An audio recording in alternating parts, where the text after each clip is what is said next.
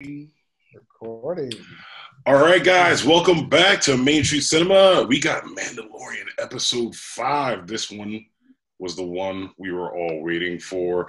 Wow, all the things that were money. All the things that were money. Look, Dave's happy. Nathan's happy. A little bit. Look at it. Look, first minute we get Ahsoka. 99% happy. First minute we get Ahsoka. Within 3 minutes we get Michael Biehn of Alien and Terminator fame. Right, we get that. I really felt like they were showing some things in the episode, mostly because of Dave Filoni, who, in my opinion, did a really good job directing, the character, obviously because he directed the episode and wrote the episode. Okay. You saw so many things that Ahsoka was doing, which we'll get into a little bit later, but obviously the Thrawn name drop. And Ahsoka, small but good detail, Ahsoka revealing that there are more Jedi out there. Even though there aren't a lot, there are more, which most of us know if you read like the EU or you're in the comics or anything like that. Like, there are Jedi out there. But she did let that be known. I also would like to point out that she was definitely using force speed for all the people. Oh, yeah. All the people who always ask, well, why is it like she used it on that assault scene at the end, like when she was running up. Like, that's not normal speed. And obviously force jump. But yeah, definitely the best episode of the season. Probably my favorite episode ever, but I am very Jedi biased. I'm more of a Luke fan than a Han fan. There are some of those Han fans who like the human side. I'm more of a Jedi fan. What'd you think, Dave? Oh man, so yeah, I'm definitely waiting for this episode. You called every episode a filler. Oh yeah, everything was a filler until now, and even then, I don't know how I felt about how it ended. It felt like Ahsoka's story was pretty much done within the same episode. Even though I got everything I wanted, she was doing her thing.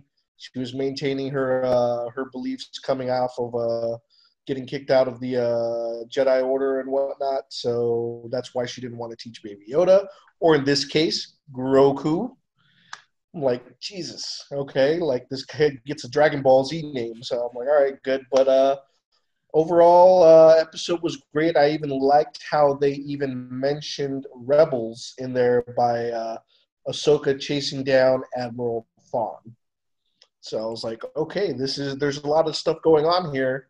Yeah. There's definitely going to be some, I guess, like a big you can see they're working towards that big picture. But my concern was like, okay, where's Ahsoka in this? Because it looks like it's just going to be one and done. Thrawn and Admiral Thrawn, and then maybe all against the Mandalorians that are scattered everywhere. But other than that, great episode. Yeah. And welcome, Matt Pat. How you doing? We are in the middle of talking about this episode. Good to have you here, bro. Nate, what are your thoughts on this episode? Special guest star, Matt Pat. Right, man. Kingsley, you touched on it in the beginning. 10 seconds in, we get Ahsoka. We not only get Ahsoka, we get Ahsoka kicking ass. Just running through those guards. Really impressed with that. Loved the white lightsabers. Throwback to the comics, to Rebels. This to me was, they could have literally ended the season right at the end of this episode, because it seemed like they had found Ahsoka, to David's point. Don't really see where she's going to be going in this. I did have a jaw drop moment when she was, I guess interrogating the magistrate, like, where is your master? I'm thinking, okay, she's looking for Moff Gideon. Everybody's kind of looking for him. And then the Thrawn name drop, like, wow. That's a big one. Yeah, head exploding, mind blown. But the name of Baby Yoda, I would have been cool if they just left it as the child or Baby Yoda. I do like how Ahsoka, to David's point, is kind of she's still keeping with the Jedi ideals, even though she got kicked out. She's still got a lot of pain over Anakin. She mentions it can happen to the best of us, where she didn't want to train. I mean, that's fair though. Yep. Oh, 100%, 100%. And at this point, I mean, if you watch Rebels, you know that she's already fought Darth Vader. Yeah. So she's already fought Anakin, figured out who he was. So she's still got a lot of that pain, a lot of that anger herself. But loved it. But it seems like everybody's running around with Beskar. It's a recurring theme, and it's like I didn't know lightsabers could not go through. No one did. That's the big thing. I like that. It makes it more interesting. That was the big thing when the Mandalorians fought the Jedi. They had the Beskar armor, which lightsabers can't cut. That's why they could actually fight the Jedi rather than just get chopped up in little sushi pieces. But well, we never saw that from Boba though. No. True. It is kind of. I mean, it makes sense, but I definitely wrote down Beskar is lightsaber resistant. But maybe was Boba Fett Jango Fett knew that, and that's why he went for the neck on Jango Fett. That's a good point because I don't think Boba Fett was a Mandalorian. He wore Mandalorian armor, but he was a clone. He wasn't a foundling. He wasn't born on Mandalore. He was just a guy that said, "Hey, my dad has the coolest armor in the galaxy. I'm gonna wear it too." Like he straight up was not a Mandalorian. Which I really hope they go back to him. You saw him at the end of the first episode. I would hope so. They have something tells me. Sorry, go ahead. They have no choice but to circle back for Boba Fett. But the question then becomes at what capacity? So I'm like, okay, he's going to have some stuff going on with Bo-Katan, or definitely he's got some conflict going on with Ahsoka. But with the way that her episode just ended, it looks like she's going to stay there. And that's it. Yeah, and I think Bo-Katan's done too. I don't think we're going to see her again. I think you might see in the last episode a bunch of them. Yeah, because you might see a bunch of them scattered. Yeah, she's got to go after her Darksaber, because remember that. That's true. He's going to take. So he's going to take Grogu wherever he's going to take him. Yeah, I don't know about that. Which I'm assuming is the same temple from the. It's the same temple from the new Jedi. Like, it's from a bunch of games, but it's the temple from the newest Jedi game too. Star Wars game. So you're going to take him there. And obviously, Gideon is going to show up. This is just me saying that the show is predictable because it is, and they're going to have a battle there. Next episode, he will not get there because he never gets anywhere in one fucking episode. In one episode, he's gonna have to do something and waste time for an episode. Well, here's my thought on this. I feel like they're setting up to maybe make a couple more series. You know what I mean? Like an Ahsoka series, maybe, to follow the Thrawn thread line. I would watch an Ahsoka series. I would watch Bo-Katan. 100%. Tie all that stuff together. Let Mandalorian do his thing, and then have another series about Ahsoka. And then, because with the Thrawn thing from Rebels, you remember, Ezra's a big part of that whole thing. So are they going to bring Ezra into the Mandalorian now? I don't know if you guys watched Rebels. Oh, yeah. We all the end for Rebels, Ezra, for people that don't know, Ezra is the one that got Thrawn out of there. Yeah. Pretty much ejected him to the... but then Ezra's stuck in there? Is that what happened? I thought Ezra was gone. Yeah. But if Thrawn's back, that would imply that Ezra's back too. So. Yeah. Agreed. Yeah, that'd be cool. Fair. But I'll watch the Ahsoka series. I gotta give a shout out to Michael Biehn in this episode. A classic man. The slick. People are like, I didn't recognize him. I'm like, how didn't you recognize Michael Biehn? I knew it right away. Bill Pullman shows up. I'm recognizing Bill Pullman. I'm recognizing Michael Biehn. These are you recognize Bill Pullman because he'd still be doing the Independence Day speech. Yeah. Well, I mean, Michael Biehn is Aliens and Terminator. Like, he's Kyle Reese. Oh yeah, he had a weird angle when he was on the hill. They're like, the old guy. I'm like, he looks just like him. I'm like, okay, who the hell is this dude? But he was cool. Yeah, once he was at eye level with Mando, and then they were getting ready to go ahead and do a Wild Wild West draw. Yeah, I was like, okay, now. Well, he didn't make good choices. No, really it sounded like he was being logical, right? Like he's like, okay, we both are the same kind of people, but this isn't our war. But then you went for your gun anyway.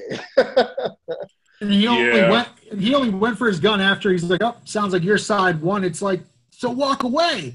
Well, right? Walk away. It was a little, yeah. I don't. His character was a little weak, but I still like seeing him. He was there for a cameo, Michael Bean cameo, which I like that. I hope they keep doing these cameos with these actors. Yeah, Bill Burr isn't back yet. People keep thinking he's coming back, and I'm like, well, he said he was coming back for season 2. Well, then he'll probably be in that last episode where 1,000 characters are in, and everyone's fighting. Just like everyone shows up. Yeah, everybody from the various planets just rolls up. There's got to be. How good was Rosario Dawson as Ahsoka? This is important, right? It's like my main thought on how good she was, like her talk style, her talking, her look. First of all, they got the look. Yeah, exactly. Costume and makeup was outstanding. Perfect. And she talked like her voice was like her voice, but a little bit older, which it should be. And the main thing that really mattered is they got her fighting, like her Jedi style, down correctly. Like, she's aggressive. She's more kinetic. Because there are Jedi who would roll into that town and not be worried about 18 dudes. They would just, like, pull all the guns out their hands. Like, she doesn't do that stuff. No. She's stealth and kinetic. She slices you up from behind. She sneaks in and does that. She's never been the one that's like lifting like huge things up and crushing people. She just doesn't do that. And then she throws a tree trunk at you. Which is strange because, I mean, it's like Anakin didn't teach her. Anakin taught her those portions of himself, but he didn't teach her. The aggression she gets from Anakin, 100%. Yeah. He didn't teach her like that super force stuff where you're like literally like I'll just like what Vader has done before where he's just taking all the weapons out of people's hands. Right. Like that kind of stuff. Like Rogue One. Yeah. If that's her instructor, she was his Padawan, like, you would think that, but maybe he learned that after from the Emperor. We never saw really Anakin. Anakin didn't do that himself.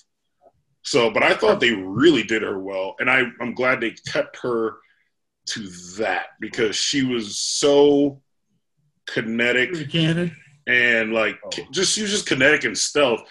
It did bother me that she was fighting a human, and that human lived.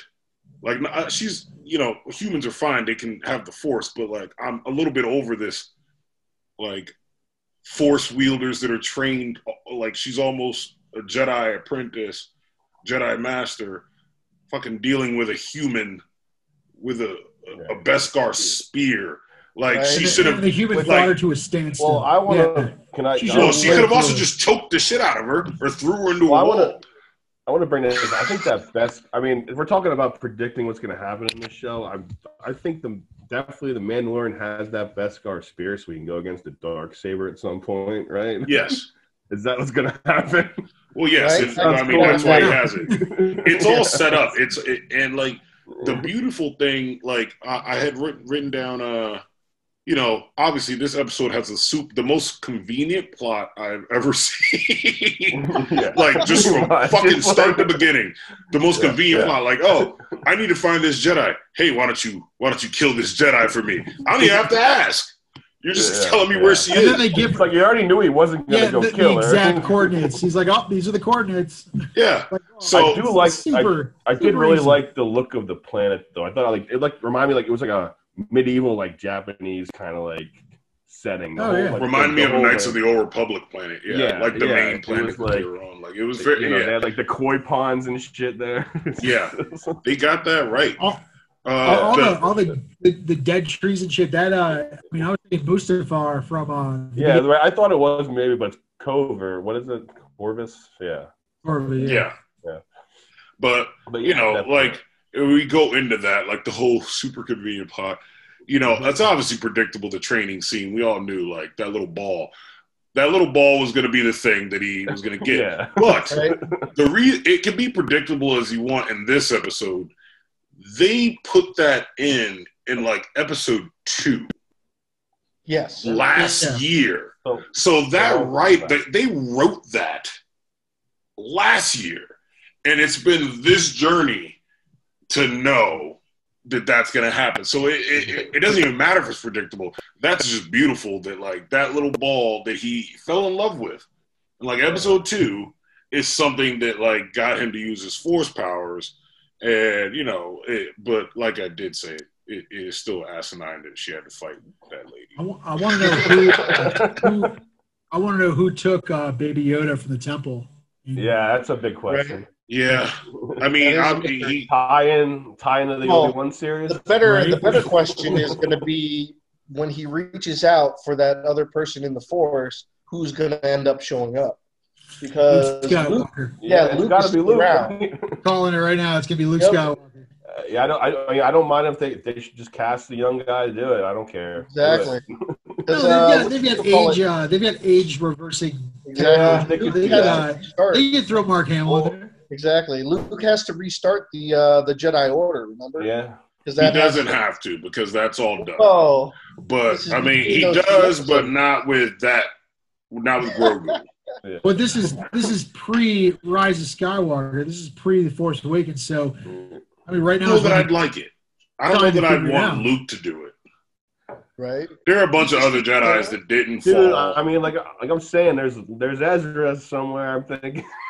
There's a bunch about a trainer. He's a lot like Ahsoka. Yeah. If we go by the games, which is your closest thing to who's still around, they could bring him in. Like, there's all kinds of people that are around still that could come and find him. But Luke would be a stretch, at least for me. I would be like, all right, you guys are Kathleen Kennedy in this thing. Like, fucking. Yeah, it would. I don't know. It would be tough to do. No, it wouldn't be tough. You could do it, and people would like it. But, yeah. Yes.